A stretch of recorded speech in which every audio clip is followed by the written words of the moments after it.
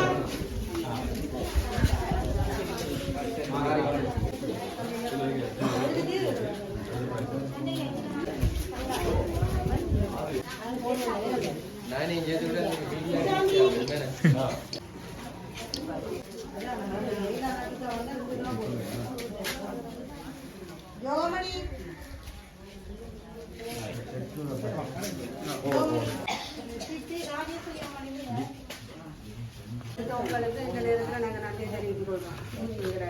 உத்தியோக சார்பாக நிறைய என்னென்னு கேட்டால் இந்த வெள்ளத்தில் நாங்கள் இவ்வளவு தண்ணீர்ல பாதிக்கப்பட்டதுக்குள்ள இருந்தோம். உண்மையில் எங்களோட கிராம அளவும் அதுக்குள்ளே வந்து எங்களை எல்லாம் பார்த்தார். எங்களுக்கு மதிய உணவு, காலை உணவு, இரவு உணவு என்று சொல்லி எங்களுக்கு உணவுகள் எல்லாம் அவரால் முடிஞ்ச அளவுக்கு மக்களுக்கு கிடைக்கிற மாதிரி செய்தார். அதுக்கு முதற்க நாங்கள் கிராம சேவையாளருக்கு எங்களோட வெள்ளத்தால் பாதிக்கப்பட்ட சார்பாக நன்றி சொல்கிறோம் எல்லாரும் சேர்ந்து.